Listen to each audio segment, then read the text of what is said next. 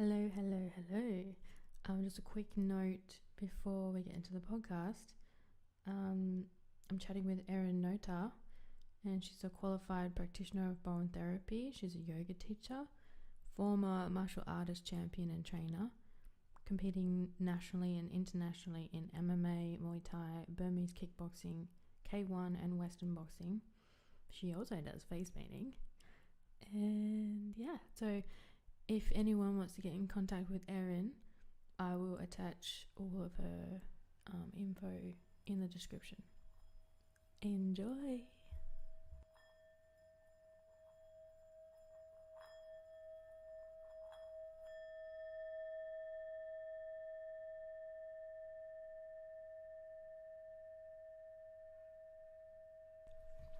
Hello, beautiful people. This is the BC podcast that you're listening to right now. And my name is Beck, your host, creator, whatever the fuck. And yeah, we can swear on here. This is a safe place for swearing. Can we burp on here? Can burp. Burp away. Awesome. Today I've got Erin here with me. Hello. Hi, Erin. And what do you reckon's been happening? I think we've tried 5 times now? No, more than that. We've tried recording this. Oh, I don't know how many times, but more than 5, I'm sure. This is the one. This is the one. The friggin'...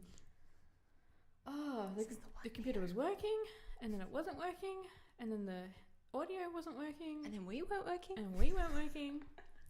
We got up and danced and shook and smudged. Got those bugs out. Shit out of the room and ourselves. It's been fun. What have we had to resort to? Vodka. No, sorry, Bacardi. Yeah, Bacardi. Yeah, Bacardi. Erin's on the Bacardi. I'm on the coconut water and I'm such a veggie health chocolate. enthusiast. I'm trying to change. My ways. This is a struggle every day. No, well, balance is the key, isn't it? That's it. You have to have a bit of fun every now and then. Oh, man. Everything in moderation. Even moderation in moderation. What is moderation? That is a good place to start, actually. Yeah. These swings, hey? Like going to one extreme and then the other. Like a pendulum. Oh, you like... Trying to find that middle line. Are we experts? We're experts at being on the pendulum. Yeah, we're experts at going to the extremes. Yeah. So we can talk about that. Yeah, we can totally talk about that. It's a good start. What do I try and do to keep me? Oh, I try and if I feel I'm addicted to something, I'll try and change the addiction to something healthy first. And then I'll try and look at my relationship to that unhealthy thing and why I feel that is something that's going to fill some void within me. Does the addiction then transfer, do you find? Yeah, to the healthy version. And it's more subtle, isn't it? Well, it seems to be harder to stick with the healthy version. It's like, if I'm going to have an addiction, I'll make it a healthy one. But it's harder. I'm not quite sure why that is. Yeah. So give us an example, for instance. I was eating junk food for many years, made myself really sick. And then I decided to go vegan, but I had to go gluten-free, organic, refined sugar-free, processed food-free, vegan. But I was extremely sick, so it kind of was a necessity. And then I've recently felt caged and super restricted, and I'm like, oh my god, I'm going crazy. Yeah, that's a hard one. I can't go out anywhere. Yeah. And then I was like, oh, I'm gonna try and eat some bad food. I'm gonna try and see how my body likes it, because I spent 3 years doing that. So I was like, hopefully my gut's healed now, because I had leaky gut syndrome. You're right. Yeah, it just affected everything. Gave me autoimmune diseases galore. Wow. So how did you get out of that? Sorry, it's becoming a podcast, so go for it. Go for it. How did I get out of what? Exactly? Like the autoimmune stuff. Oh, well, it's just it's like you can't really tell. So the way I could tell that I had leaky gut in the first place was I had parasites in my blood. Do you know this story? I don't think you told me, no. Oh, well, so I was really, really sick for, I don't know, for probably a good 2 years. But that last year I was working away on an even time roster. So I was only doing a week on, week off. So that's like only working 6 months of the year. And then out of that 6 months, I could only work half of that. So I was only able to work 3 months. So I was so fucking sick. Wow. There was a couple moments where I thought I was going to die. I was that sick. I could barely crawl to the toilet.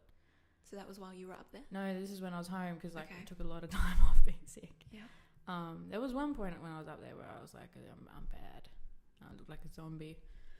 Walked out of my room and people were screaming like, "Oh my God, are you okay?" Yeah. But so not even being able to work 3 months, that's when I decided to just quit mining, come back to Perth. But before that, I thought I was getting better. So I started juicing and eating smoothies to ease the digestive system. And then I went to India and I was so sick in India. I was, out of the whole month in India, I had 12 days where I could actually walk. Wow. Yeah. It was, Is that the whole like it gets worse before it gets better thing? Yeah. I got so much insight into myself because I had to just be with myself and be in that pain and sickness for such a long fucking time in a foreign country. But every time I was sick, I was somewhere safe, which was amazing. That's beautiful. Yeah. And then anytime I had to travel, it was the days I came good, which I was just, my mind was blowing at that. And it makes you wonder, doesn't it? Is it like the mind's power or is it like some sort of helping force? Yeah, it felt like a force. Yeah, cool. Yeah, definitely. I got sick twice while I was there, right? So in the first week, I was eating street food, fine, nothing wrong with the street food. Ate at a restaurant, crook as. And luckily for me, I was there for a wedding, so I had people that would help, and they got me a translator and took me to the hospital and took care of all that. And then I was just in recovery, so I missed half of the wedding. So it was like 2 days I missed, and then I got the last 2 days. But then, it was just spending the whole time in India recovering, kind of connecting to myself. I had some Ayurvedic massages, which was really nice. Kept eating just fruit. That's all I lived on over there. Too scared to eat anything else, yeah. Yeah, I hear a lot of people getting sick in India. Oh, with the food there, I reckon I'll be fine next time. Yeah. But, and then on the way home, my friends took me to their favourite restaurant. And there was meat and stuff, and I'm like, is this good? Because they wouldn't even let me drink their filtered water. They were like, don't, just drink the bottled stuff. So I was like, okay. And they're like, this place is safe. And then the next day was my flight back home to Perth, and I got on the 2-hour flight from Mumbai to Dubai, and I was halfway through and I started getting cramps, and I was like, oh God, oh God, oh God. I was on the window seat. I had to jump up and run past everybody. I ripped my pants. And then I ran into the toilet. And it's coming out of both ends. That's beautiful. Staff are like, are you okay? I'm like, no. And they said that I had to go to the hospital in the Dubai airport before I could get on my flight back home, which was 10 hours. Wow. Otherwise I wasn't going to fly if I didn't get treated. Were you okay on the? Yeah, they jabbed me with some stuff, and I didn't know what it was, but it worked. And then I spent the next 3 years healing. But when I got back, I went to my naturopath, and he pricked my finger and put my blood on a slide, chucked it under the microscope, banged it up on the computer screen, and I saw all these beautiful little creepy crawly things. And he goes, you got leaky gut syndrome because you've got parasites in your blood. That's the only way they can get in. And I'm like, what? I had no idea what leaky gut was. And it's small holes in your small intestine. So the lining of your gut is damaged. Can be damaged from night shift work, foods that you're eating, especially gluten, just really crappy shit, stress, all kinds of stuff. And so he goes, see that big chubby one over there? I'm like, yes. He goes, that one's from India, but all these other ones, they can be from Australia. So you've probably had this for a while. Wow, that's amazing that they can tell like which countries. Yeah, he knows his shit. Dennis, Vander something. I can tag him. He's just off Warwick Rd. I've actually got to go back and see him. Yeah, right. I've had some interesting experiences with like playing with food intolerances and playing with like diet and things like that. So I was sort of trying to transition into sort of a vegan lifestyle, I guess, for a while. And so this is kind of skipping over a bit of my background stuff, but I was over in Thailand for a competition, a tournament for kickboxing, Muay Thai. And when I was over there, I got insanely sick. It was about a week before the fight. Oh, shit. And so what had happened, I'd been... I mean, it's probably, we hadn't been eating street food or anything like that, so it might have just been something in the food that we were eating. But so I got really, really, really sick, and I think it was because I was trying to get into like a really high fruit, high vegetable diet, and then all of a sudden I had no choice because we were all just been giving food in the compound of where we were training with the fighters there in Thailand, and all of a sudden it was like lots of grains, which I wasn't used to eating, and then meats and eggs and not really any dairy, but just going from a pretty much only plant-based diet to eating a lot of like high carbs and high proteins. I really shook my system. So yeah, so it's not something to be just like jumped into, like really strong transitions. It took me like 3 months of naturally trying to get rid of the parasites. So he did like infrared acupuncture on my stomach, which I'd never heard of. And then I had to use all these like herbs and gut bug formula and colon cleansers and stuff. And each time I went back, you saw less and less parasites. That's good.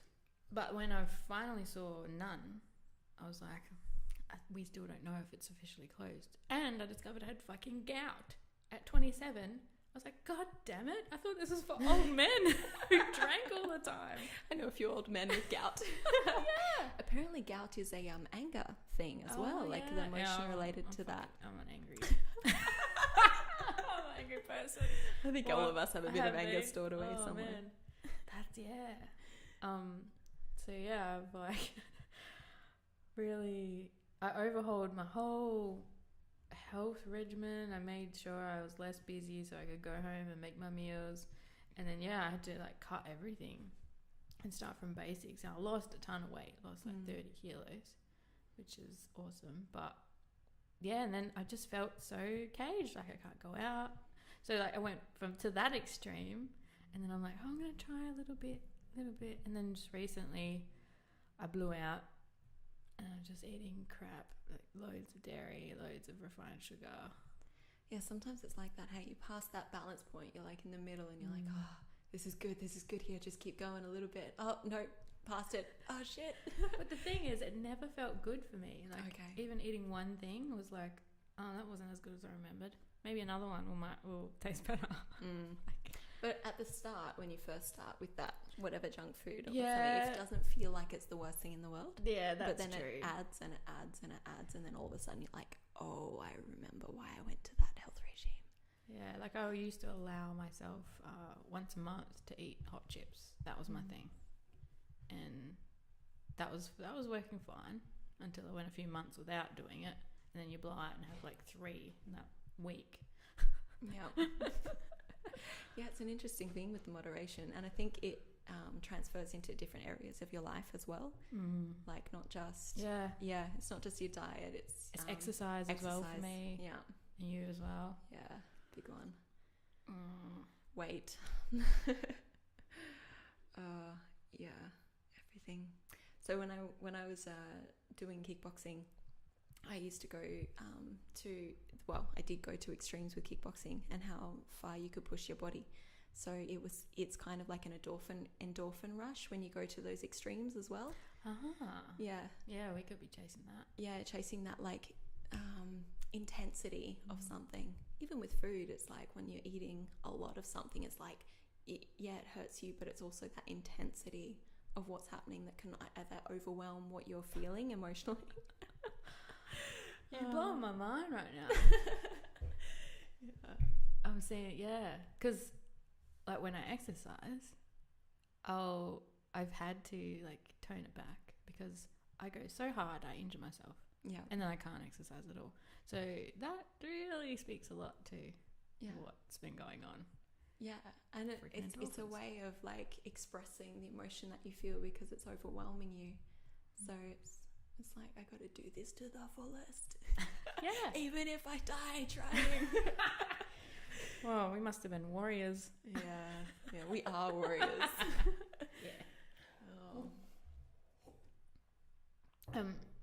So currently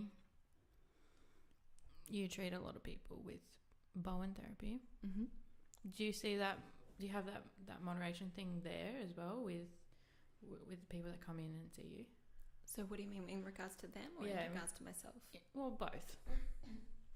So in terms of, I'm trying to find more balance now. I guess in the past I've been just trying, extremes, one end and the other.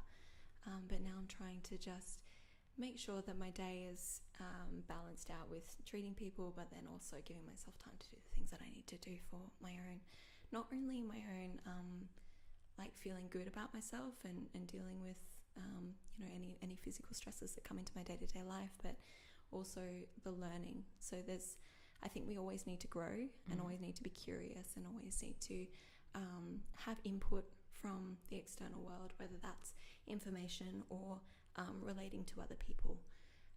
So I try to have a little bit of everything, and even creativity. Like, it's really important to have creativity in your day-to-day life.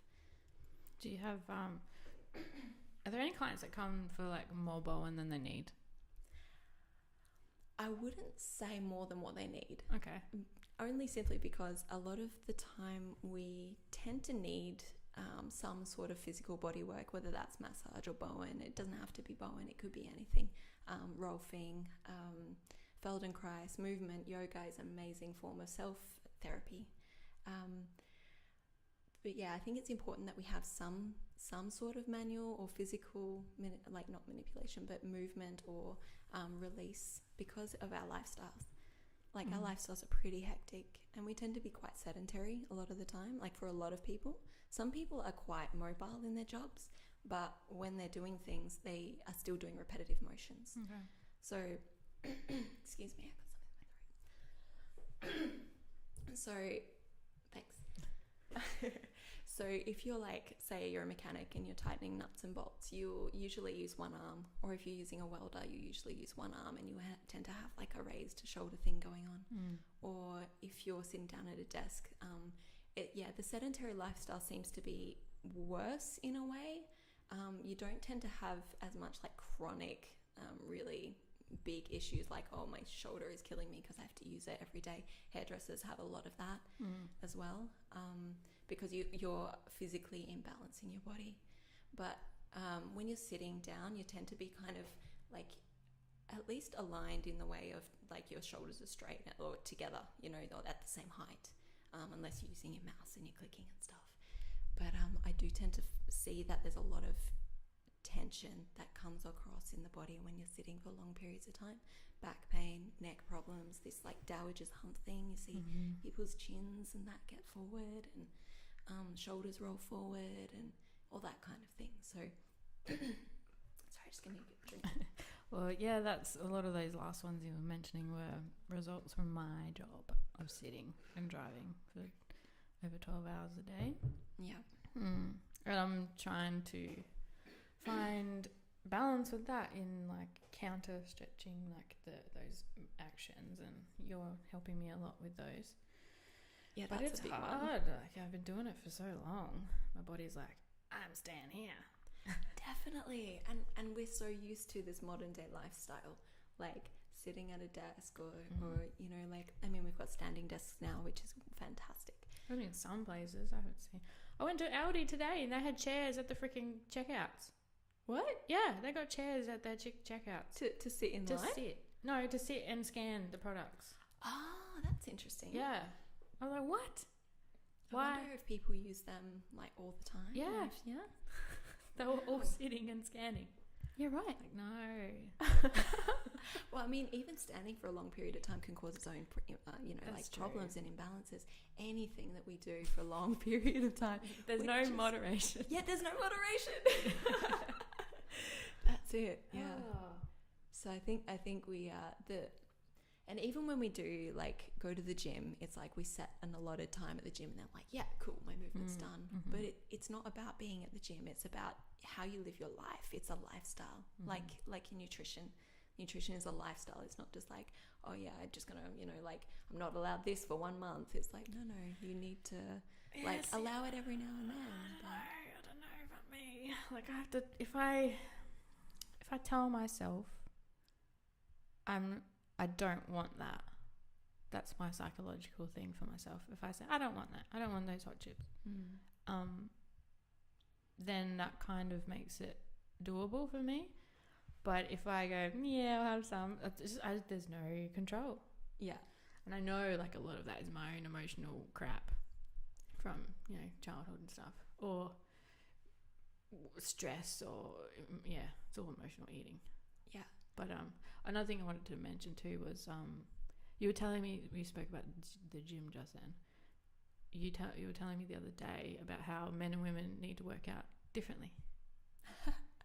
I don't really know that much on that topic, to be honest, but I was just thinking like, from my own perspective, when I was training in the gym or doing martial arts, I definitely found that I tried to adopt that masculinity, and it was very much present in me. Like I chopped off all my hair and I was like very looked like a schoolboy basically, because I'd like got myself to a certain weight, like really, really below what I really was healthy for me. And I just kept pushing myself. I trained with all the guys, like there was no other women in the gym, so I just spar with men. And I was going to say gentlemen. I was like, yeah, actually they were kind of gentlemen. But sometimes like you would, because you're surrounded by that masculinity, you step up to that. It's like what you have around you. You kind of adopt that energy just because you're in that energy. And that was definitely the case for me when I was in that environment. And I think that's the same environment in the gyms. Yeah, well, I also went through a stage of like doing the weights thing. Loved it because it's empowering. Yeah, it really fueled my masculine side. But yeah, working with men and training with men is very much the same. Yeah, like, I'm gonna lift as heavy as they can. yeah. And like even if people might tell you, okay, just go a little bit easier, it's fine. Like you're surrounded, you've got to try to like step up, because otherwise it's I guess it's a bit of pride. Yeah, it's your own shit. Yeah, it's my own shit. Exactly. Yeah, for sure.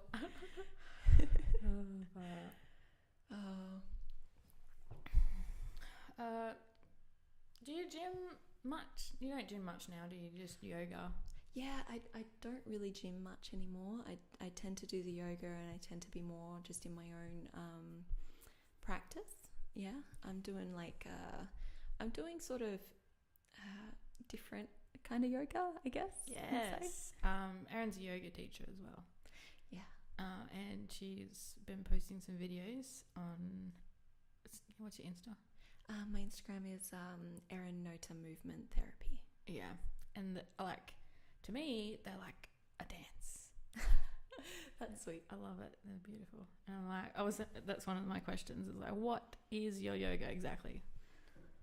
That's an interesting, I don't know. What do you plan to incorporate in your, because you like functionality, practicality, and... Yeah, so the way that I try to do my yoga is very much a combination of the intensity that I used to channel through the martial arts that I was doing, plus the yoga, plus therapy. So I want to focus more on physical release, as opposed to like, oh, you look good in this pose. Not that there's anything wrong with that. Like the poses that you can create with the body are very, very beautiful, but sometimes they can create imbalances as well. And sometimes it can cause like a desire for people that, or like a feeling less than in people that want to just feel good and healthy and balanced in their body, but they're like, oh no, I can't go to yoga class. Especially because beginners. Yeah, beginners and older people as well. Like, I think it's yoga and movement in general. I don't think really yoga should be separated from movement. Movement and yoga are one. And everything in life is yoga anyway, so it's a weird, yoga it's life. kind of weird to, it's kind of weird to kind of separate the two, but it is really important to feel safe and to also feel like movement is accessible, and that's, let's say, like you could be doing yoga washing the dishes, and that's in day-to-day life. Like most of the time people might blame hurting their back or hurting their shoulder or pinching their neck or putting it out, putting their spine out somewhere on the activity that they did at that time. Say I picked up a washing basket and my back went out. It's like, no, you've had that issue for a long period of time. You've just suppressed it. Yeah. And I think we're really, really good at suppressing things. I've seen in your videos that as you're moving, it looks like you're being super ultra mindful of that movement. And like I've watched your feet, and it's like you're just in the moment now all the time throughout the whole process. And is that what you mean by like washing the dishes can be yoga? Yeah, for sure. Like, and paying attention, I think, is the most important part, because any issue that you have, an injury or whatever is going on with your body, any structural imbalance, is due to something that you're doing repeatedly throughout your day-to-day life. So you might go to yoga and, say you've got like a tilt in your back, using not layman's terms, the opposite, doctor speech, I guess, anterior pelvic tilt. So you're kind of like arching your lower back, and that's creating like a dip in your lower spine. And that over time it translates in your yoga, it translates in your sitting, and you might get back pain. You're like, oh, what is this back pain coming from? You might get neck pain. You're like, what is this neck pain coming from? But it's like in every single activity that you do, the way that you're standing, the way that you're sitting is with this anterior pelvic tilt. So it's important to just, I guess, make your body aware, or make yourself aware of the actions and things that you're doing in your day-to-day life that are contributing to pain and imbalance in your body. Yeah, I'm seeing a structural integration lady, and she's helping me get my body and posture into the correct one for me to maintain this balance that you're talking about. So I think that is something that I would highly suggest to people, to go seek out somebody to say, help me get into a correct position for my body, so then I can try and remember that and train my body to stay that way as I'm doing everything. Exactly, yeah. Which is why I suppose yoga classes are good, with the teacher walking around and correcting you. Absolutely, yeah. And it's hard. You'll have to continually correct yourself, because it's movement patterns that you've that have become instilled in your subconscious, and you'll find yourself just going back into those patterns, those movement patterns all the time. Yeah, and even emotions. Yeah, definitely. Yes, that's a massive one. Huge. Because we're so good at suppressing things. Yeah, we tend to store emotion in our body, and that manifests as an issue. I'm a big proponent of spreading that knowledge. Definitely. What does this mean? What does that mean? There's a really good book that I refer to all the time, is You Can Heal Your Body by Louise Hay. Louise Hay is beautiful. Oh yes. And anytime I've got an issue with my body, I flick through, check out what it possibly could be, and I ask myself, is that what's happening for me right now? Most of the time it's yes, sometimes it's no, and that's fine. It's just an issue. But I think that is something else to consider. Have you got any referral go-tos? Louise Hay is a good one.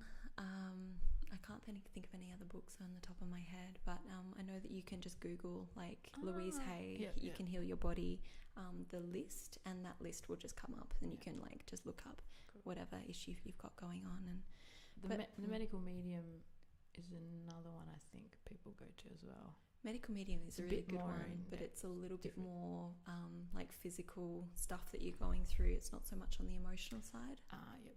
Yeah. I haven't read the whole thing yet, just bits and pieces. Very interesting book though, for sure. What were we going to say before? That's why I was just going to say that that's why I think it's so important to do any kind of physical therapy, not necessarily just for the act of getting rid of or releasing the tension in the body, although that's wonderful too, but it's just to bring your awareness to your body, bring your awareness to where's tight, because oftentimes, not necessarily just with myself treating people, but myself getting treated as well, you will find places in your body where you're like, I had no idea that was tight. What's going on there? Yes. And I think just being aware of where there is tension in your body is the first stepping stone. If you don't know what's going on in your body, then how are you going to go about any sort of way of fixing it? And that tension can also be as a result of something completely elsewhere out of whack that your body's overcompensating for. Absolutely. Yeah. And that blew my mind when I found that out too. Like, what? My foot's out and my neck is out? What? Yeah, so like the source of the pain isn't often where the site of the pain is. So that's, I guess in Bowen we try to treat the body as a whole, because if you've got an issue with your feet, then that could be translating into your hips and causing a structural imbalance. If you've got pain in your neck, say, it could actually be because your shoulder's been like super tight, or your traps, like the top of your neck, base of your neck, top of your shoulders, that could be really, really tight. So it's like pulling up. So if you think about it, that's also an emotional thing. So anytime you get stressed out, shoulders go up, and protection, then tension, generally. And roll forward. Yeah. Protecting that heart. I think that's generally and tucking the head in like a turtle. Oh yeah, for sure. The last time you did Bowen on me, you just found this spot in my jaw, and that was agony, and I didn't know that was there, and I think it cracked as you were working, and you said there's a lot of anger in there, and I'm like, oh, how perfect is that? Like, what you like speaking, if you're like suppressing your feelings and not letting your healthy anger out, it can manifest into these issues in your jaw or your throat, or absolutely. And not speaking out your truth, and not letting your emotions out. It's like that tight clenched, I really want to say something, and I clench in my sleep, and I grind as well, which the dentist is like, what are you doing? Like, I can't. Let's just give you a splint. And it's like, if you're doing something. Oh, what's happened here? Let's try this again. Sorry, people, the audio just had a spaz attack. Not sure what it's going to sound like. What was I talking about? Your jaw, anger, and the tension. Oh, it's sleeping at night time. It's like if you can't control something while you're sleeping, and it's an emotional issue, it's coming out in your subconscious, you need to heal that shit. Definitely. Because otherwise I'm going to have no teeth. Not a good prospect. Yeah. So like, you need that to eat your carrots and your lettuce and your celery. Yeah, so people, if you're listening and you got stuff going on that you can't control all the time, like i.e. when you're sleeping, look into it. Definitely. Find out what it is. I mean, that's what I'm doing constantly. It's like almost seems like there's never an end. And yeah, that's it. And I think that comes back to being aware of your body. Like, for instance, if it's cold, we kind of do that protection thing. But can you practice maybe being cold, but then relaxing your body? Can we be relaxed in these states where we're scared, or we're vulnerable, or we're shy, or we're anything that is triggering us, and we're like, oh my God, I need to protect myself here subconsciously. I really like that. Can we relax there? Can we be more open and just feel? Do you think the Wim Hof would be good for that? Wim Hof is amazing. Yeah. Breathwork is amazing. Just it doesn't have to be Wim Hof, but any type of like deep breathing is so good for your nervous system, and I like specifically the holotropic breath or the Wim Hof breathing is because it can quieten the mind. It can bring you back to your body. And oftentimes we're just so racing around with the mind, and we're just so much buzzing that we just suppress any issue in our body. We'll deal with that later. And we don't. because it's not important to us. well, I think we tend to be lazy. Yeah. If we don't have to, we kind of don't. Yeah. We've got certain priorities. Like I've been bringing breath more into my life lately as well, like just being stressed and like, all right, I can feel that I'm stressed out. I'm gonna take in some deep breaths, and then I'm like, I feel better. That worked. That's so fucking simple. And yet, like everyone, like we all do it. I think that's because our emotions can get quite intense sometimes, and even if it's a subconscious thing, especially if we've been suppressing over so many years, then all of a sudden we're like, something triggers us, but we don't realize quite how much is underlying that. So we forget to breathe. We're shallow breathing. We're back in fight or flight because we've never dealt with any of this stuff. I think, as you said, we forget to breathe. I wasn't breathing. And like concentrating. When I concentrate. Yeah. You teach me so much. I think we all teach each other a lot. I've been working with a beautiful man called Satyan to do with what's the bloody word? Somatic? Yeah, somatics. Somatic that's experiencing. Right. And that's like coming into your body and working out what your emotion does to your body. So good example he gave me was I said to him, I'm feeling angry.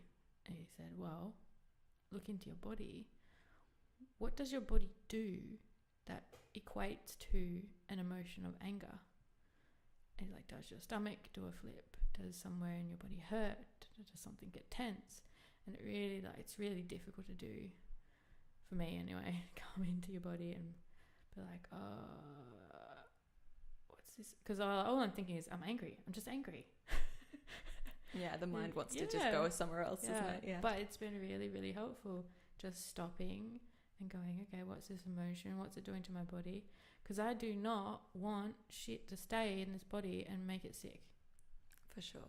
Yeah. But yeah, it's like building that awareness muscle, isn't it? Yeah, it's so important. And I think it's that we oftentimes check out when things are difficult. Yep. And especially if it's something that it's not right there, it's not plain and simple, it's not written on a paper, handed out to us. It's like we have to search for answers. And I think it's really important to do that search, do that work. But it can take a little bit of effort and participation from your end. Yeah. Like, a lot of us think, no, shit's going to be easy. I remember when I was younger, I wasn't worried about any of this stuff. I just thought people were weird. People are weird. Well, yeah, that's true. But I thought it was just pointless. Yeah. I didn't understand the gravity of it all. And then when your body starts, having little kinks in it and it's not working how it used to. Because when you're young, you feel amazing. It's quite a shock, isn't it? Still young now, but I didn't treat my body well, so it's feeling a bit, weathered. So this is why I'm like working on it so much now. Yeah, they try to tell you, don't they? The parents and the elders, and it's like, nah, I'm good. I'll push through. It'll be fine. It's not. Little arrogant Beck. I'm invincible. Yeah, for sure. And you feel invincible. It's the beauty of it. Yeah. But it's actually so interesting, exploring. Like, I worked out I couldn't move my pinky toe on its own. I don't know if I can actually. Have a look. Everybody, have a look. See if you can move your pinky toe by itself. Not mine moves with the other one right next to it. There's some weird stuff going on with my foot right now. Yeah, and I was it's like if you kind of press them together, it kind of works. I did I pinched all of my toes, so they couldn't move, and then just tried to isolate the pinky. Beck's got her foot up in the air right now. Can't move it. You're right. Yeah. So like, you mean if you press like all of your feet together, you hold them, and then you hold all the other toes, and then you see if you can move that. Yeah, see if you can move the pinky. You can? Kinda. Well, my other toes, I can, but the other toes wanna go. Yeah. Yeah. But I'm like, That's cool. I reckon that'll improve my balance if I can move the pinky on its own. For sure. It'll be more stable. Have its own little Absolutely. muscle growing stronger. Well, imagine, like, that would just be a really cool party trick. Just move each of your toes, like, separately. I don't even know if we're supposed to be able to move them separately, I assume. People can do all kinds of weird stuff. It's only weird until a lot of people do it. Then we'll start a following, everyone. Hashtag pinky toe movement. Yeah, it's been interesting learning how the body moves. I've got to get more into yoga though. Yeah, yoga's cool. It's really beautiful. And there's so many different styles out. Everyone can kind of find one that works for you, or at least a place to start. Yeah. What would you recommend? It depends what you want to do. Like, for myself, I sort of started getting into yoga doing Bikram. That was my first one because I was very much wanting to, for one thing, lose weight. It wasn't that I was fat or anything. I just needed to get my weight down to a specific, a specific weight for the fights that I was doing. So that combination of doing yoga plus sweating your ass off in a really hot room is quite intense. Bikram yoga is quite intense. Yeah. Another extreme, right? Yeah. Alongside my training. So but I don't know. I don't really subscribe to Bikram. I probably do like a sort of a week on their little pass thing and then like leave it forever. Yeah. For a long time. But I feel like they're just a little bit too strong with their instructions and there's no sort of leniency there either way. But that's my opinion. There's a lot of people that really get a lot out of it as well. I reckon I'd probably like it. I really like getting hot. I think you probably...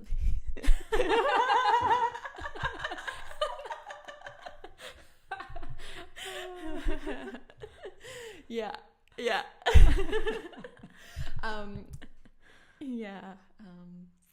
Sorry, my mind's gone somewhere now. That's girl stuff. Damn, girl. So sad. Yeah. The other thing that they do say about Bikram is like I don't really have too much to say on this, but you can sort of make your own conclusions. Is that when you're heated up, your muscles and your ligaments are more supple, so you can extend beyond what your normal range of motion is. Some say that's a good thing because you get like super more flexible. When you first start out, if you do go like really like hardcore and you are I guess an extremist in the way of like going from one end to the other, then you can end up quite sore after the first couple of times or first week, or like you can be more at risk of like tearing something. But most of the time, if you're just aware and you're being careful, then it's completely fine.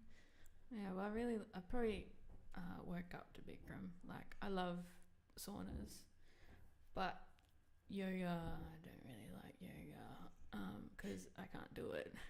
When I can do it, I like it. My first intro to real yoga was like I went on a silent meditation retreat in Koh Samui, and we did yoga in the morning and at night. And in the beginning, I could barely get my hands past my knees, and then by the end of it, I had my hands flat on the floor. And I was like, just a freaking week of this, and I can move this much better. And I was like, I want to keep going and keep it up at home. That didn't happen. Yeah, it is really hard to keep your own home practice and be dedicated to it for sure. Yeah, that was another extreme, going to a retreat. And sometimes it might take that, like for that mental space to change to like, okay, I'm here, I'm dedicated to it, I'm going to commit and be there. Sometimes you just need to get away and focus more retreats. on that. Yeah, exactly. We met at a retreat. We did. Yeah. We did. Very it was nice. beautiful. Yeah, I go on a few. You gotta keep it up, but all different ones. I think a yoga one is due soon. Oh, yeah, just come to my yoga class. Yeah. But yeah, I think that's it. It's like not to worry too much about getting into a specific pose or meeting some sort of expectation of yourself. It's more about how you feel in this moment right at this time and being present, bringing yourself back to presence right here and right now, okay, what is it in my body that's being restricted? Am I compensating somewhere in order to get into a pose before I'm actually ready? Like, where can you there's a lot hold of on? mental frustration. Where can you hold on to tension in your body that's good for you, and where can you let go? I think that's a very, very important part of yoga, is just dropping into yourself and feeling where your body's at. And a lot of the time you can end up with emotional releases, like crying in class, or at the end of class, even if you hold it in, which a lot of us do. Those purges are actually from that physical blockage in your body that's been released, because we hold those blockages in our bodies energetically from the emotions that we're having in our day-to-day life. Oh, I didn't know people did that in classes. If they allow themselves. Yeah. Because so often we just hold ourselves. So there's this really cool thing, I can't remember the name of it right now, but in the wild, animals, when they've been traumatized, they'll just sort of find somewhere safe, lie down and shake.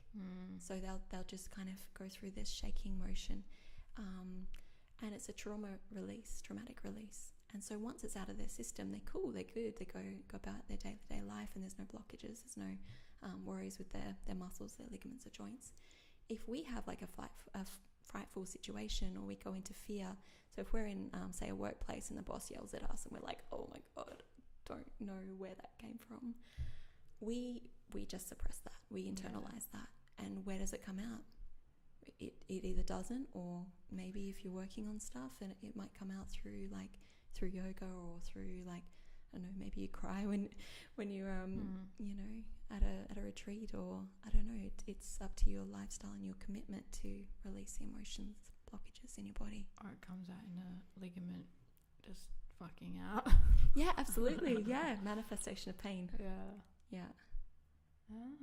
I mean, I've had releases with people in doing bodywork stuff, but never in a class doing exercise. But I haven't wanted to show that to people though. Yeah. So that's it's beautiful though. You should do it. I reckon if people said at the beginning of the class, hey guys, it's cool if you need to if you feel like you need to cry or whatever, because we're just getting shit out of the body right now. If somebody had told me that, I probably would. And I just didn't. Maybe. Yeah, because I didn't know. I'm not going to inflict that on people. Yeah, it's an interesting one, finding out where you're comfortable with, and sometimes you'll go to a yoga class and you'll go for a period of time, and then you'll become a bit more comfortable with the people around you as well. And, true. You might find that if you are the one that lets go in a class, nobody is going to be judging you, and you might actually give them permission to release their stuff as well. Because often at times, most of the people are just walking around with big hard shells on, all this armor. Yeah. But really, we just want someone to hug and tell us we're okay. Soft inside. Yeah. Yeah, we are. Yeah, hugs. Need more hugs. Definitely. Always. Hugs are good. Saw someone post a thing on Facebook the other day. Need 20 hugs a day or something. Yeah. I saw this one about laying people in a blanket and wrapping them up like a sushi roll. I saw that one you shared. So cute. I remember before I started doing any of these retreats, I was very closed, and the first one I went up to, everyone was just hugging me straight away, and I was like, oh, what the fuck, get away from me, what the hell's happening? I was terrified. Boundaries, man. And then by the end of that retreat, I was like, I want to hug everyone on the street I see. How good is it? And I was like, oh man, can't the world be like this? Just, hey, you're a human being, hug. There's my hippie, peace and loving hippie coming out. Yeah. Oh, yeah, hugs. Hugs are good. Well, there's something, newborn babies have to be put on, the mothers. They need the mother's touch. It's the energy transfer. Hugging's an energy transfer. Any physical touch is an energy transfer. Do you know they actually did scientific, they researched that? Yeah. They were putting a baby on its own and just seeing what happens. Oh, it was horrible. Yeah. I mean, It died. Oh. So we need human touch and contact. We even with the baby monkeys and stuff, they do that too. They give them toys and stuff that mimic the mum, but also they attach them to people a lot. And just touch. I think also that's probably a big part of the body work as well. You know, when you're seeing a practitioner for your stuff, Definitely. just having somebody, you know, put their hands on you. And I think also the intention, like once we've made that intention that we want to heal something, whether or not it's just mentally, and we go, okay, I'm going to book in for a session somewhere, and you book in with a therapist, the healing's already begun. Like you just got to walk through the door, and then pretty much you're on the road. It's only when we stop searching for the answers that we become stagnant or stuck. Yeah, very true. And that doesn't necessarily have to be just physically, but emotionally and mentally as well. But they're all like intertwined anyway.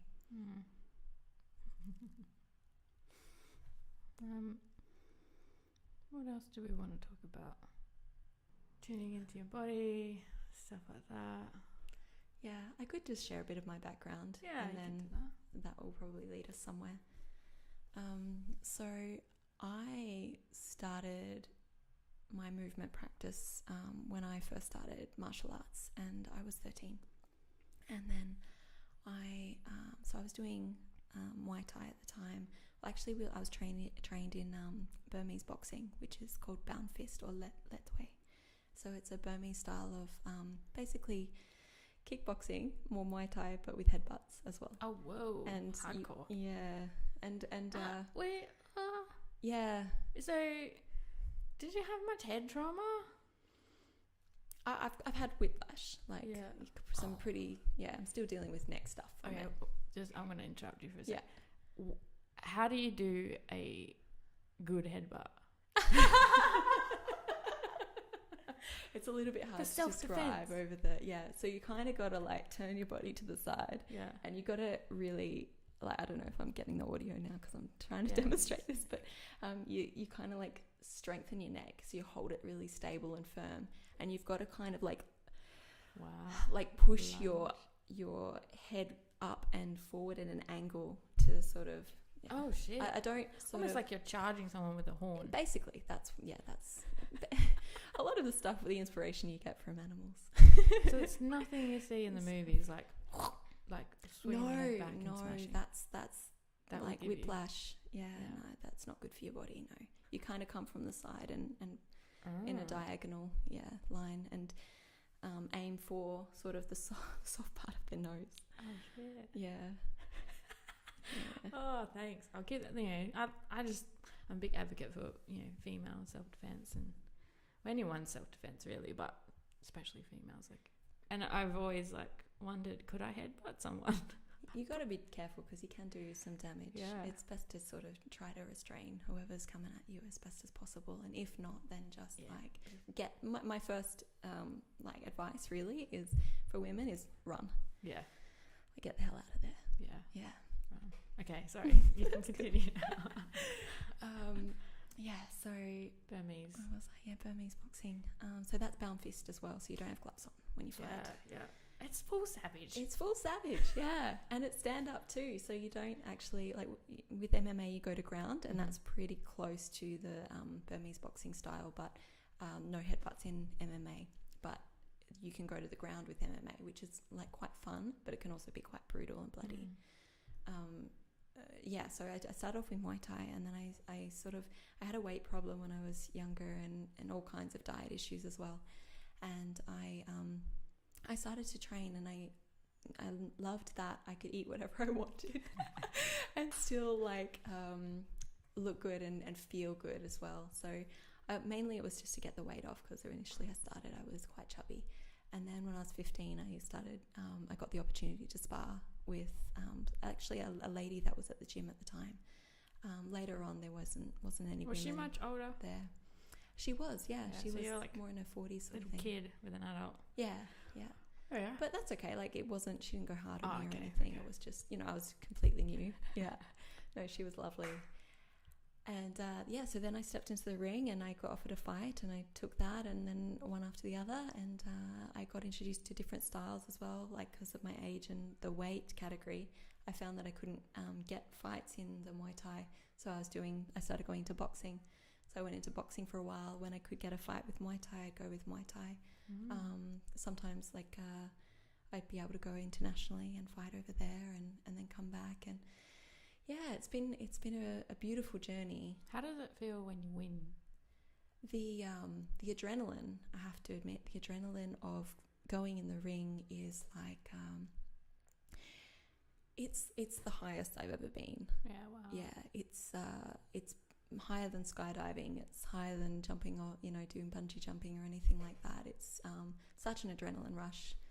And I think in a way that's quite addictive. Yeah, Feeling the intensity of feeling how far you can push the body and the human spirit is quite powerful and really beautiful. Really beautiful. And then the loss must be, when you lose, it's the opposite of that. It cuts. Yeah, it's pretty, especially because you've trained so hard, you've put in a lot of effort. You even though you go into the ring on your own, you've got this support network around you, like your team. They're your family.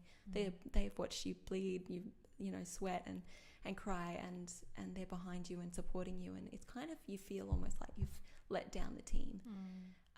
Even though they're still there, like holding you and cheering you on and saying, hey, yeah, no, this is what we can do better and this is how we can improve. And they've always got you back, which is just beautiful. Is there a point in the fight where you know you're going to win or you know you're going to lose?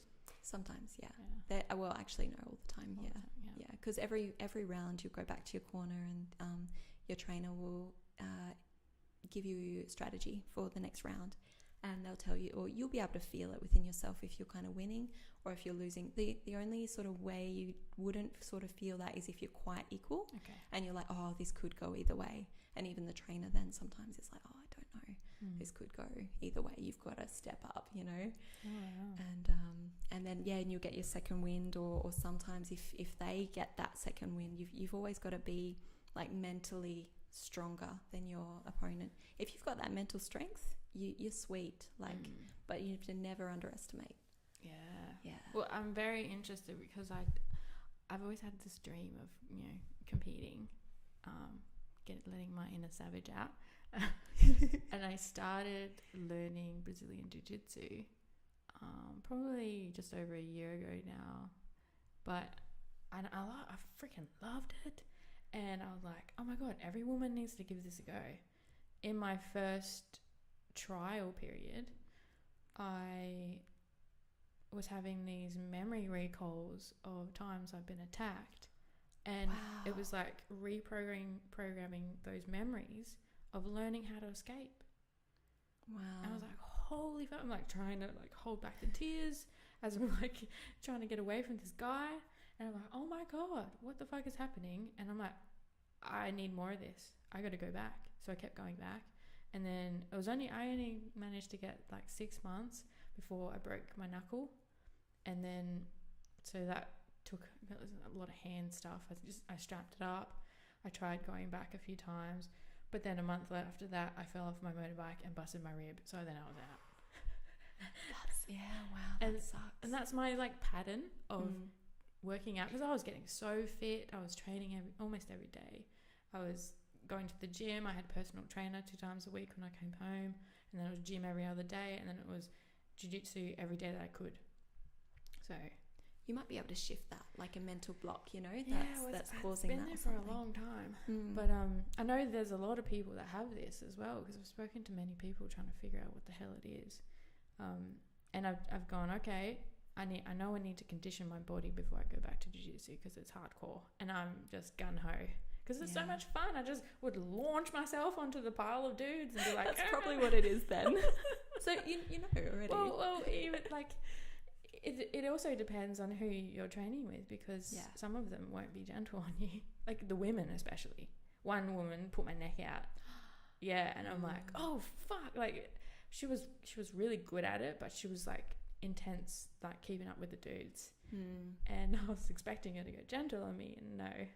But I think that's important to discern as well, like to figure out who the people are at the gym that are experienced, and just to make sure that you feel like they're in a right space, because they might be training for a fight or something, and they might go like try, I don't know, it depends on also ego and stuff. I know there's a lot of ego in gyms and things. Well, I realized I had a lot. And that was like a revelation for me as well. At that time? It was a big part of like learning about ego. And then the gym actually tells the higher belts to train with the newbies because of that issue. But a lot of the higher belts are either getting ready for fights or competitions, and they don't want to help out the younger ones, which please guys, it like helps so much, because otherwise you get injured by another white belt and then you freaking can't go back. But so now I know I need to condition my body first of all, but each time I've gone to try to condition to go back, I've injured myself again, and I'm like, I thought I was going easy. Oh, I've got to go easier than that. Oh, I thought I was going easy. Got to go easier than that. It's like, oh, I can just walk. Okay. Yeah. Maybe Sometimes that's it what I've takes got that. to do. Oh, it's doing my head in. Yeah. Keep trying. Yeah.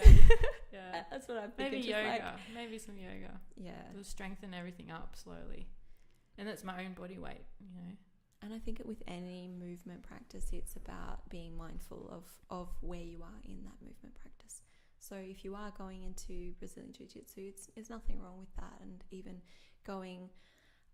if you go hard, you need to go mindfully hard. And I don't think you really should be going hard when you're a beginner, because there's so much into the technique, into the form of it, that, you know, even if you're punching, or, well, in Brazilian Jiu-Jitsu, I'm pretty sure it's just like wrestling basically. But say in kickboxing, then if you're punching, then if your shoulder mechanics, like you're winging out, you could be doing some damage to your bursa joint or to your shoulder joint or even to your neck, because all of that impact is going into a specific location that is not where it should be for the best stability or support that you need. Yeah, I did boxing for a little while and realised my wrists are quite weak. Yeah. So I'd have to look into like extra padding and full-on strapping to keep them in position. Not so much that, but starting with strengthening your wrists. I actually got a pole, and I drilled a hole in it and tied a rope and then put a weight at the bottom and started rolling. Yeah, I think that's the way you do it, hey? Yeah, there's like so many different ways you can do it. Yeah, for sure. What's some other ways? So another way is like doing push-ups on your knuckles. I can't do that. But you can go on your knees. So there's always like a... They're really like too weak for that. So then you sort of like find this, oh man, the Google and YouTube is like amazing for things these days. Yeah, or even Instagram, you can follow different people that do that kind of thing. And just even hashtag wrist strength or something. I saw a dude stretching out his wrists. Is that a good thing to do? It's a really good thing to do, but it's not necessarily going to strengthen your wrists. Yeah. So when you're stretching out your wrists, you're not only stretching out the wrist itself, but you're stretching out the whole forearm all the way up into the elbow joint. Gotcha. And a lot of the time when we're doing data, like I think most people not really sure or aware of, I should say, the tension in their forearms, because we use our forearms for everything. Yeah, I was saying that before. How would you release tension in your forearms? Just stretching the hands, or going in there with your fingers and massaging, or? There's some ways to do it. So you can press on around about just below the wrist knuckles on the under of your forearm. And you can press on that. So you press in certain spots, and then you press your wrist back. So let's say your elbow is on the table in front of you. I'm trying to describe it for you.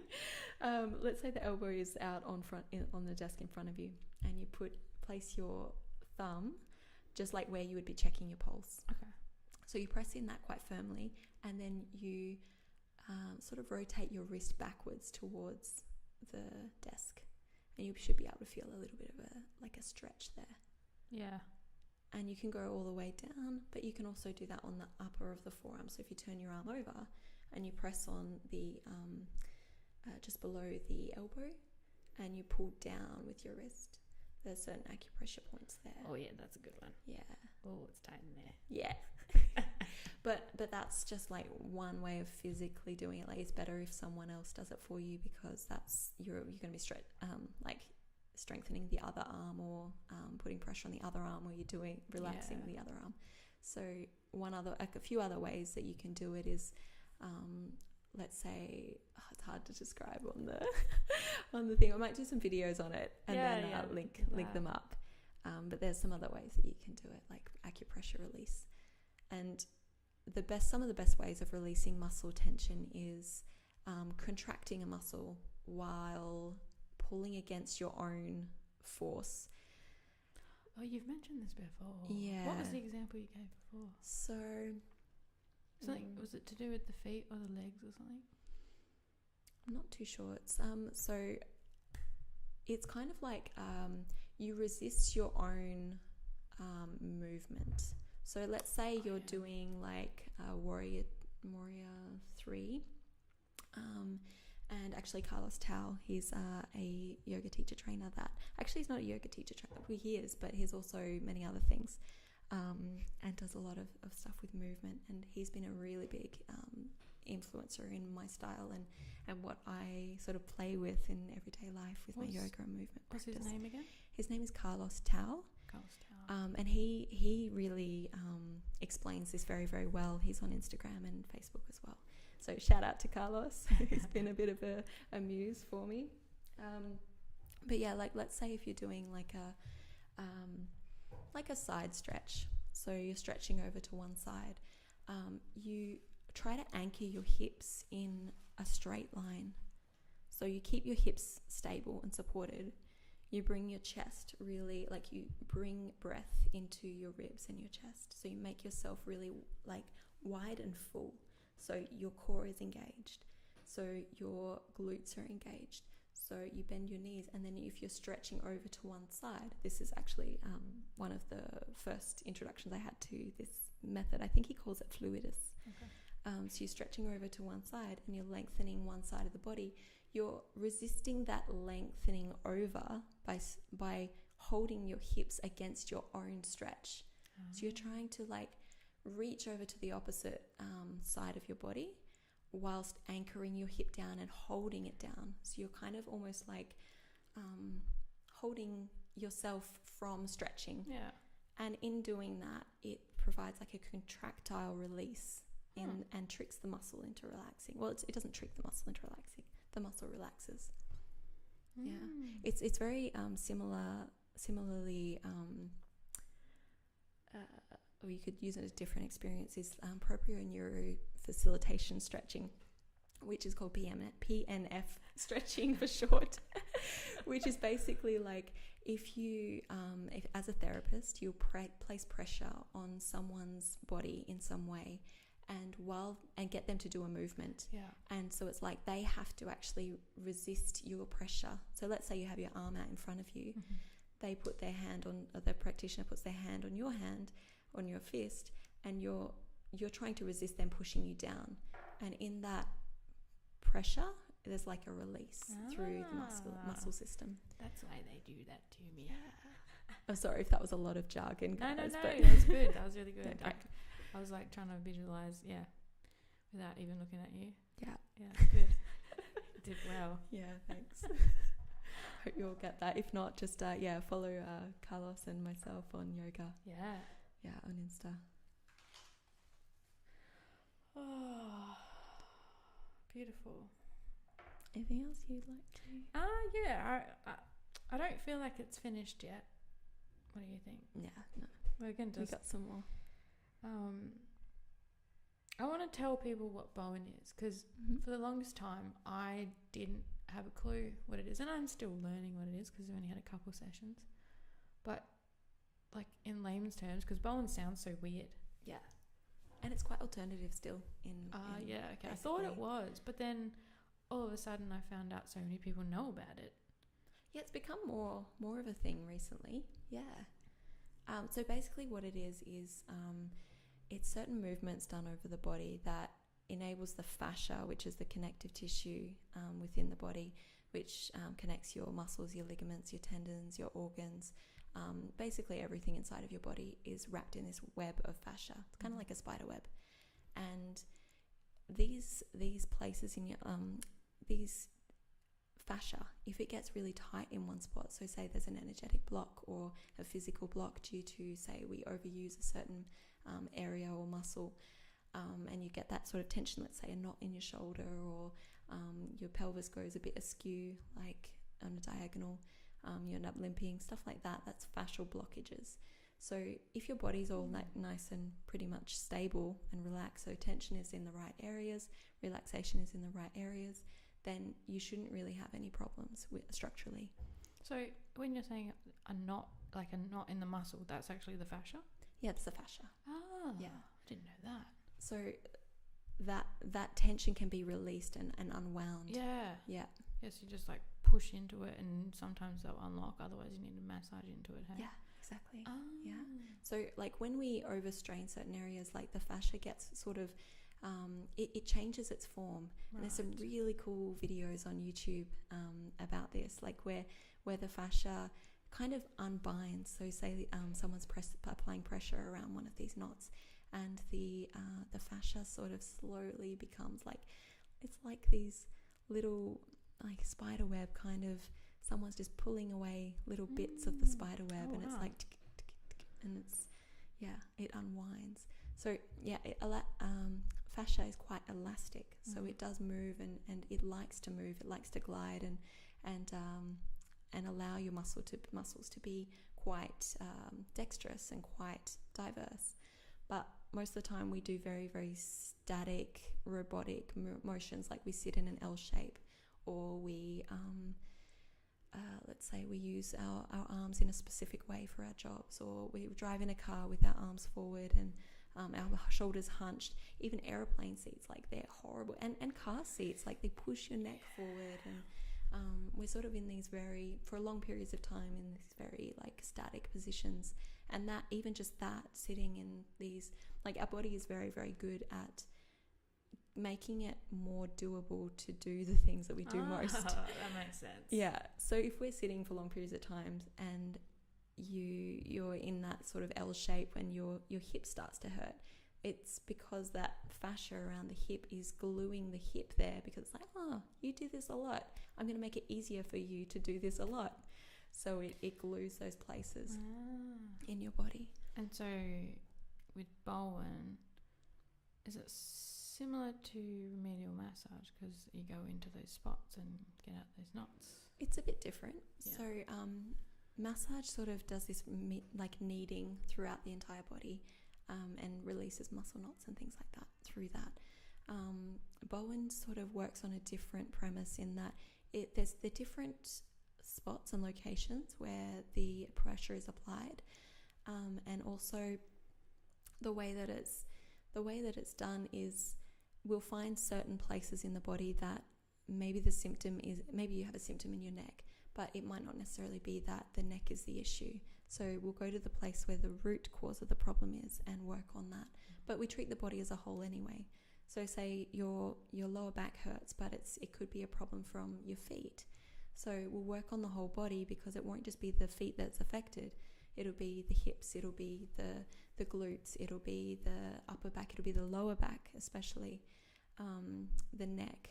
We have to release all of these areas because the fascial line comes through the whole body. It spirals through the whole body.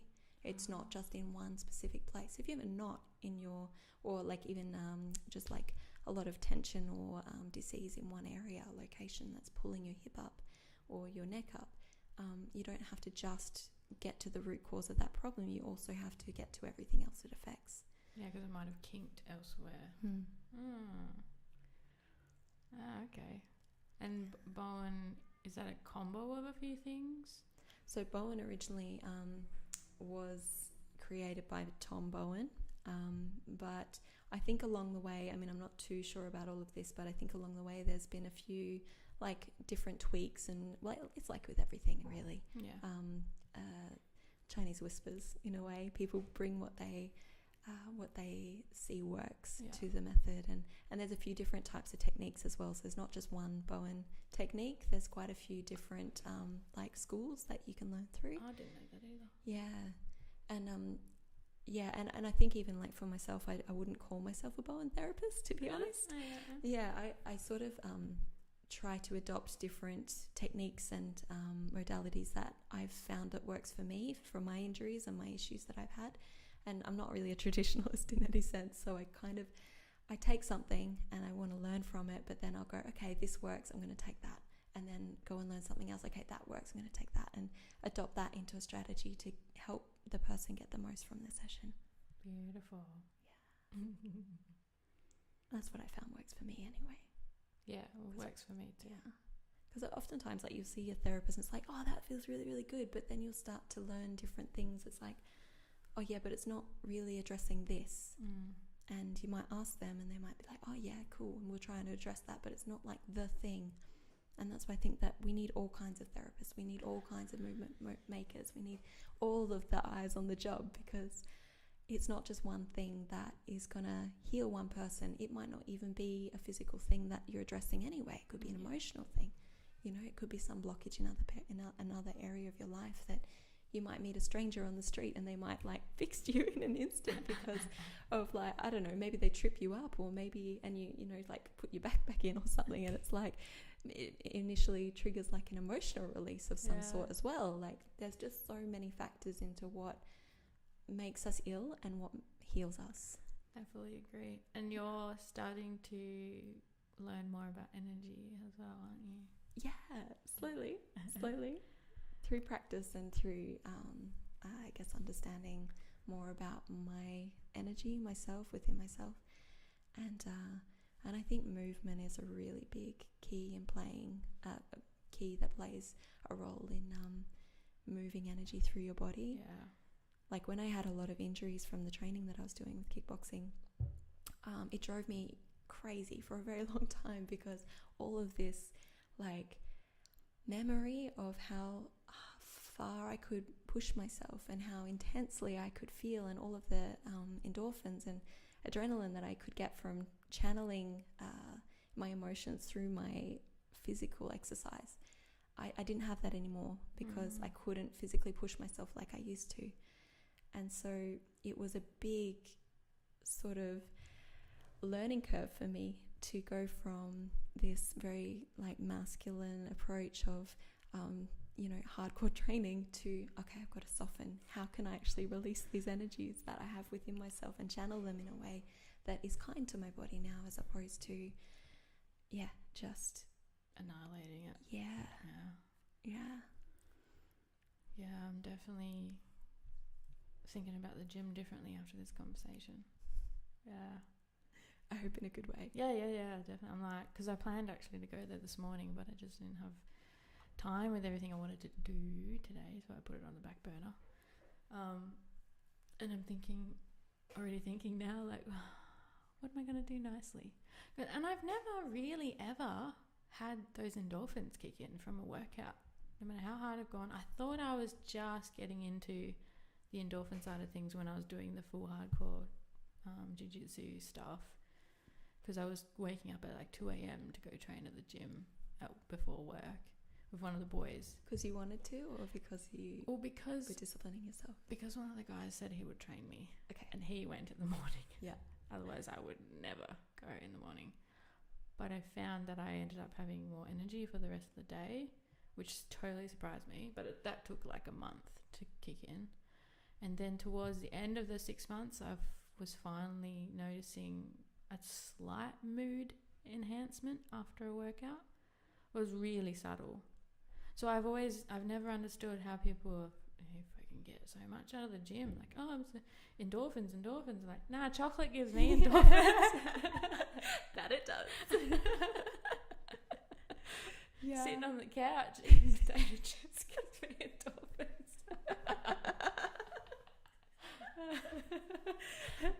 There's nothing wrong with that. Maybe I've just numbed myself to endorphins from physical activity. Also, going back to like moderation, I did have this job where I was working for a council, and we were just picking up rubbish from the side of the road. Loved it. Walking 5 hours a day or more, solid, and that's like a full on. But walking is just so easy. But it's like, who can spend 5 hours a day walking? Yeah. But that was because it was part of my job. I was like, yes, I'm getting in all this exercise. But I can't replace that gentle. I mean, it's still pretty hard. You're looking down and you've got a little tool in your hand that you're squeezing constantly and holding the rubbish in the other hand, so it's quite heavy on one side. But the walking part, it really helped me. But yeah, just I don't know. I don't want to. This job is just sitting. Yeah. And a lot of people, I think, are finding that they've got these sitting jobs, and it's havoc on your body. You know. You know what I would do though, and I should start doing it again, is crank that Sally up, Sally down song. I've cranked that. I don't think I've heard that. No? It's I think it's a Moby song. Sally up, bring Sally down. And you'd like, for the jiu-jitsu, we would squat when they said Sally down, and you'd hold, and then up, because up is like brief, and then squat again when they said down. So in the truck, I would be like, bring Sally up, and I'd pull myself up and then go down. Or I did the opposite, so I was pushing up when they said down. Yeah. So I could do that for longer. So yeah, that's some movement while you're driving. That's awesome. But you just got to slot it in where you can. Yeah. And I think the most important thing is just being mindful of your body, actually tuning in, as opposed to suppressing or going, I'll deal with it later, because later never comes. I'm gonna get that song for you. Just yes. I like Moby. I'm sure you would have heard it. Sally up, Sally down. There we go.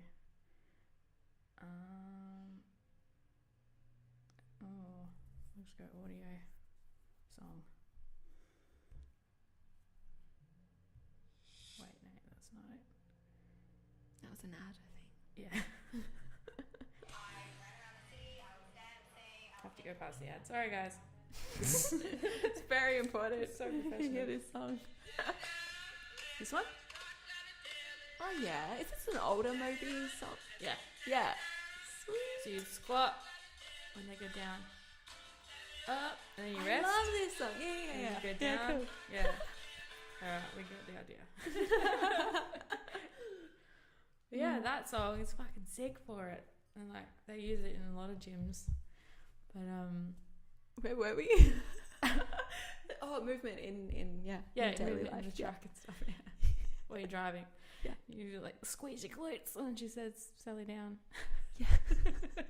And doing things that are outside your normal routine. Yeah. Like I get bored. I get so bored. Yeah. Yeah. Dance. I used to do dance. It's so good. Like even just in your home or just go spastic without pulling any joints out of line. Or pulling your neck out or something. Clean and vacuum and dance. Yeah. Get that mojo on. Like music is so good for therapy. Just get all that shit out. Yeah, that's movement. Move in weird ways that you never did before. Like getting up and getting down off the floor. It's amazing how many different ways you can do that. Yeah, your burpees. No, not even necessarily in an intense way. Just to be mindful of like how you can do it differently and what's moving, and not like just being aware of like if you're going like when you're getting up or you're getting down, like or making those old man noises or old woman. There was a point where I was trying to like incorporate meditation into everything. So yeah, it's just like being mindful of everything, like as I'm reaching. In moderation. That'll do your head in. Yeah. As I'm reaching for my cup of water, what ligaments are moving to put my fingers around the cup and bring the cup to my face. Oh, and be grateful. Yeah. Be grateful for that damn water. You're getting in there. You need it. What we talked about emotional states. Energy blockages. I've just had little notes that I've written down here that I wanted to talk to you about. Suppressing emotions, self-awareness and tuning into your body. Self-awareness, I think a bit more about that. So a lot of people these days are quite numb to A, their bodies, B, their own emotions, and C, to how they're affecting other people also. Absolutely, yeah. And I think the trick to being more self-aware is just meditation. But people say that all the time. Meditation's just like getting to that little spot in your house, if you've made one, seems to be a choice. It's like, you know, that discipline. But awareness is just, I don't know, you have to want it, I think. Yeah. Do you mean like you have to be wanting like the transformation? Yeah, like actively deciding, okay, I want to be more aware of what I'm doing, and I want to be more aware of my body because it's not working how it used to, or it's not doing what I tell it to do. I think it's a hard one because oftentimes it can be really, really difficult to go into pain states. Oh yeah. And we tend to have, well, if you're listening to this, you probably have lived a number of years on this planet, and there's pain states that we've been through that we have suppressed, and that's whether that's subconscious or consciously, it's happened, and you might not even be aware of how much that is, but your subconscious is aware of how much that is and how much of an effort that is to just be aware. And yet it's not, if you take it moment by moment, it's always just enough that you can handle. Like, you never have too much more than what you can handle. It's always just what you can deal with. I mean, if you get too much more than what you can handle in regards to like an influx of emotions that feels unbearable at the time, your body is so good at helping you to handle that. So let's say you might cry, or you might break down. You might not be able to go into work that day, but you'll never die. You'll always be okay. Or it's your just body can go in breathing shock through that and protect yourself. Like, that's true too. Yeah, just turn everything off for a little while and shake. Yeah, because your body will just naturally go into that healing space. And saying that about the pain states, you know, not resisting them and just sitting in them. Like, I was listening to a podcast from your mate Tom, and they were talking about addiction. Not my mate Tom. No, that's what it's called. No, the podcast is called Your Mate Tom. Thanks for that. Yeah. And they were saying that, you know, before you're reaching for the drug or whatever it is you go to, just delay it by 5 minutes and feel the feeling that has made you want that. And if it's painful, don't fight it, just be in it. And I think that is part of being aware. It's like, okay, I'm in pain. I need to feel this and not shove it away, so I'm ignoring it. That's the opposite to awareness, and just acknowledging that it's there and going, okay, we got this here. Absolutely. let's feel it, and then it's gone. And then it's gone. You don't. And then once it's over, you're like, oh yeah, that's all right. That wasn't that bad. Yeah. But it's like, even if you're about to go into a situation where you have a lot of anxiety and you're like, oh, the resistance to it is way more painful than the actual pain itself. And the resistance, ironically, is what is stopping the healing from happening. Yes. Yeah. And it's prolonging it. It's prolonging the experience of that pain state. Yeah. So you're just remembering the pain state that you were in at the time, and you always remember the last memory of it. So you could be amplifying it every single time you think about that pain state, and then all of a sudden it's this massive, great big deal that you worked up yourself up about, but really at the time it was this trauma that might not have actually, well, it felt bad for you when you were a child, but now you're an adult, and now you're emotionally mature, and you're able to deal with it in a more emotionally rational way. Well, one thing that Satyan taught me, the one I was doing the somatics with, he was saying, when you're remembering a memory, your mind doesn't know the difference between that not happening right now and, you know, it just being a memory. So when you go to visit these traumatic places, your nervous system will want to distract itself after a certain amount of time, and you'll just look around the room or bring yourself back to now to tell your nervous system that this trauma isn't happening right now, it's just a memory. And so that's the other thing of you know, going into these pain memories is like, it feels like it's happening right now, and your body thinks that it is, and the more awareness you bring in, the more you can gather up these tools to cope and be like, no, it's fine, I'm not going to overwhelm myself.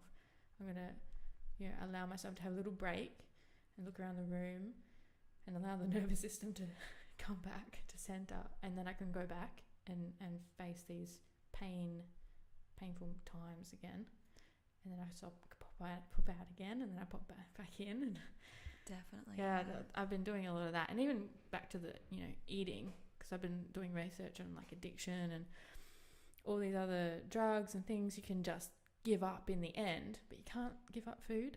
So it's a hard one. You need food, and every time you eat, it's like, oh, it's that thing that you're addicted to. So it's almost like if you are addicted to drugs, it's like where's the information of like dealing with this unhealthy addiction to get a normal, like a healthy use of the drug that you're addicted to. Yeah. Like the drug is food. Especially with like media and that just really pushing unhealthy foods as well, and it being like a cultural norm. Yeah, I don't have a TV anymore. Yeah, that helps. No, that definitely helps. Yeah.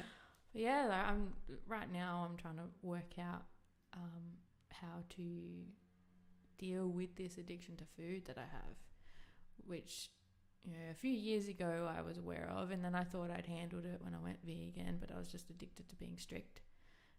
And I would still I was using vegan as an excuse as well, because you can eat so much being vegan, because you kind of need to. Yeah, and it's more like energy dense stuff too, because you're avoiding the meat, which has got like the proteins and everything in it that fill you up. Yeah. So you end up going to nuts and like carbs and things, which a high density of sugars and things like that. So it's a hard one for sure. Yeah, so once I figure that out, I'll let you all know.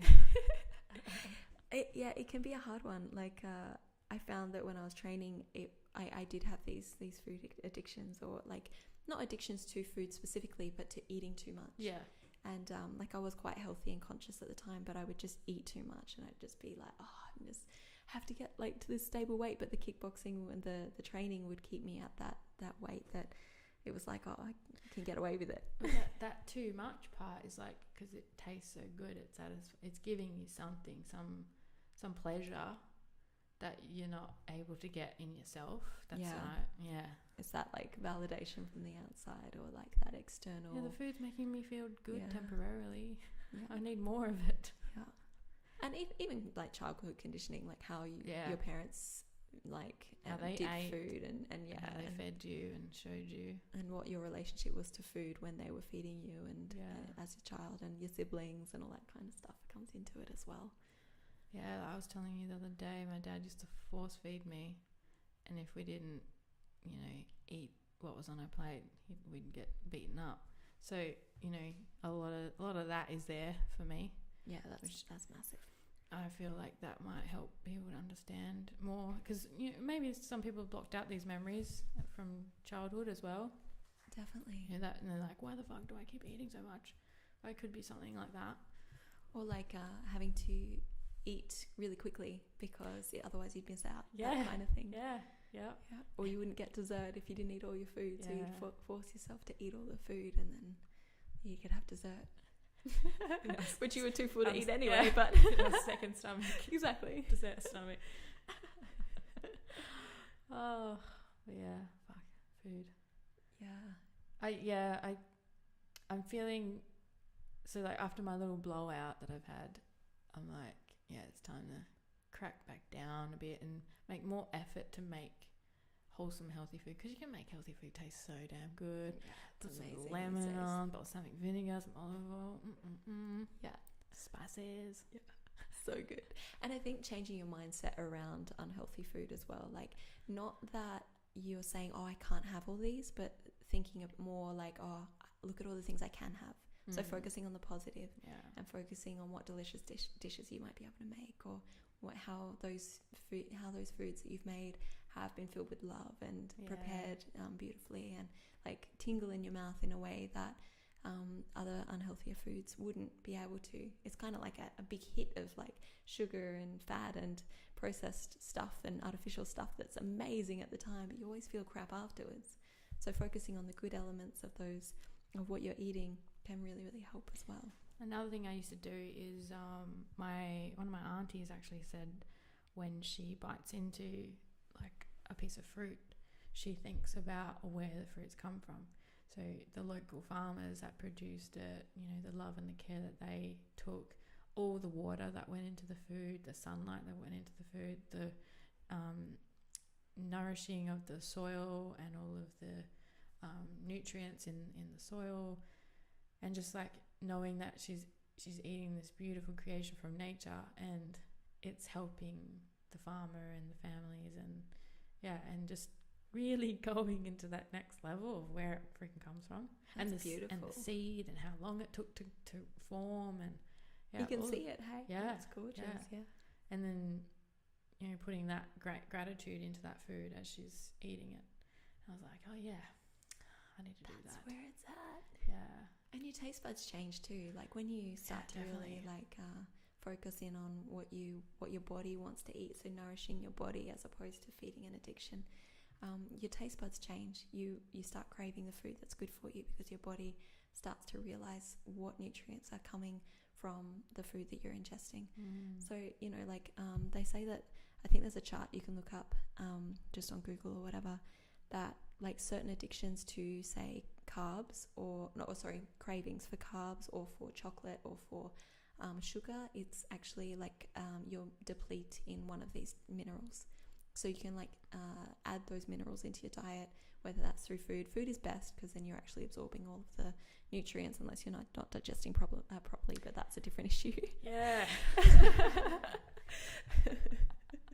Do you chew your food? I was thinking, oh man, we need to talk about that too. Yeah, there's so many things. Like eating slower, being more mindful of eating slower. Absorbing the nutrients.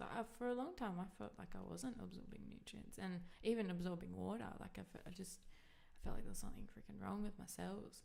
Like they're just closed up, and I haven't got to the bottom of that yet, but I feel okay at this stage. Well, the gut's a really interesting one because that's, especially for women, that's where we house a lot of our emotional stuff. And I'd say men as well, actually. We have, everything goes in the dungeon, that pit in our gut stomach. Brain. Exactly. Brain, and all those bacteria that we need. Yeah. You feel butterflies, it's in your stomach. There's a guy, Kale Brock. Oh, he calls himself Kale Broccoli. He's a big gut health fanatic guy, and he went traveling. I went to one of his seminars because he released a documentary, the gut health movie, or I can't remember the name. It's not that sugar one, was it? No. Yeah. That was a good one too. Yeah. But he went to Africa, I think it was, and he collected poop samples of the African tribe that he was hanging out with. Wow. To like suss out, because they were getting all their food from the ground, and it was just like wild grown foods that they were sorting after, and he was looking at the gut biome in their stomachs, and then comparing it to his, because he had like totally annihilated all his with antibiotics and stuff like that, and he was trying to get his flora up, his count up, and he was looking at theirs, and like theirs were just off the charts, especially the elders of the tribes. Yeah, I was reading this thing, I don't know where it might have been the Medical Medium book, I'm not sure, but they were saying how we have all these like little villi in our stomach, like all these little kind of... They're the things that get damaged with gut, leaky gut. Yeah, and apparently a lot of us are born without them now. Oh, what? Yeah, like a evolutionary thing where it's just not even there, because of all of the things, the chemicals and the poisons that we ingest, and the stuff on our food, basically. Did it say there was, like, in the evolutionary part, is there a substitute? I don't know.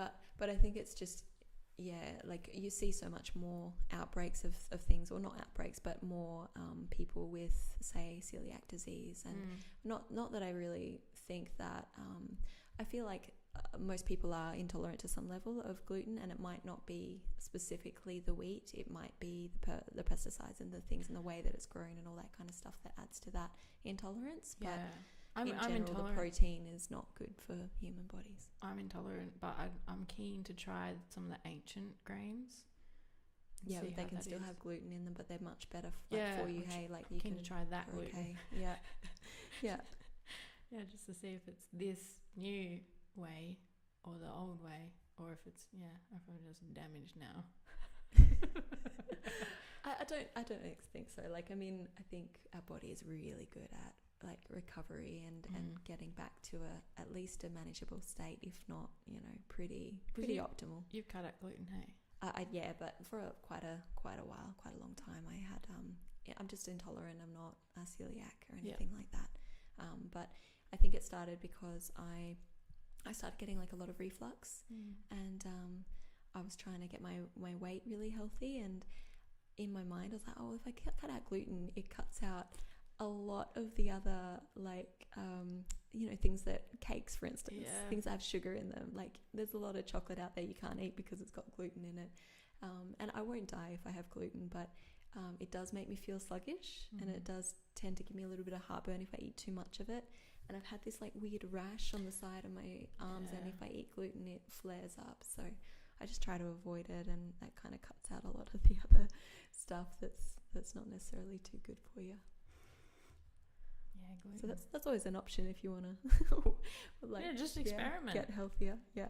Yeah, I was like, oh, bullshit, this gluten thing, it's just a fad.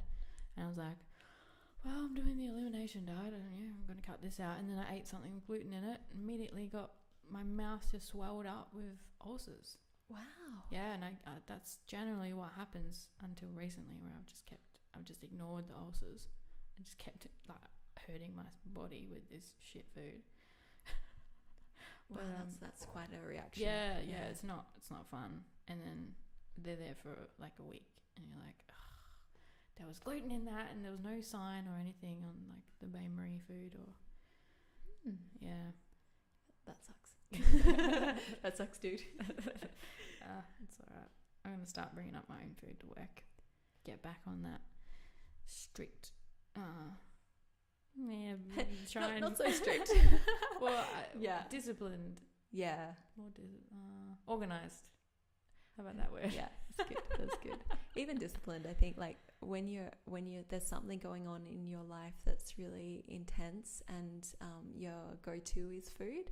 Like sometimes the discipline is there. Like it can really help, because if you go into that like self-indulgence and like go to the other extreme again, it can really affect you mentally, which is not going to help either. Like say if you're not happy about yourself putting on weight, you're not happy about the way you're feeling after you're eating a lot, even though discipline in intensity can be super can break you down, it can also be super like such a good tool to use when you're really struggling against some sort of other internal conflict. Does that make sense? Yeah, it does. Okay. Yeah. I was just thinking, peyote gave me good discipline. Peyote. Oh my god. But we can save that for another. That's a good. It's good for some discipline. That one. Yeah, and like treating the body on a holistic level, which is basically what we've been talking about, is like looking at everything all together, and there's not just one thing, and there's not just one person or practitioner for everyone, and and it's like layers of an onion. You have to look at the next thing that comes up and then say, okay, what is it that I want to deal with? Be patient. You can't rush your healing, right? Yeah, Trevor Hall. Beautiful song. Really check him out, Trevor Hall. We can't rush your healing. That song got me good. I was like, oh damn, because we won everything yesterday. We should do. Actually, last year. Actually, that wasn't that long ago, really. Yeah. Yeah. But yeah, how are you feeling? Good. Yeah. Feel like this is the end? Yeah. It's nice. Package. Beautiful. Up. I'm so glad that you came and did this with me and said yes. And me too. Thank you so much for having me. And we finally got it done after all those times trying the gremlins. 7th time is the charm. And what are you not? I am not your guru. we had this thing at the start where I don't know, she said something and I was Bex just said like, something. oh, you're this, you're that, you're this, you're that, you're beautiful, you're amazing, and you're like, I am not your guru. I was like, I really liked that intro. Oh god. thanks for listening, guys, and if you're digging these, please subscribe to join along and give it a rate and a review. That would really be awesome. Oh, lots of love. Much love. Goodbye. Goodbye.